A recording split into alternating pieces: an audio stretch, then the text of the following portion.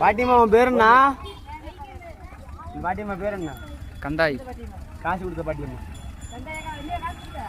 கண்டாய் அதிகான கல்லணை யாரு? ஐயா உன்னோட குளத்துல பிறந்த பொண்ணு, குளத்துல பிறந்த புள்ள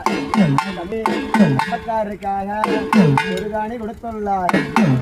என் குடும்பத்துல அப்பா ஆண் போன பக்கமெல்லாம் அரசு பட்ட ஆள வேணும், பெண் போன பக்கமெல்லாம் போற்றி பெரிய குடியாகி ஆயிரம் போல ஆயிரம் கழித்து மூங்கில் மரம் போல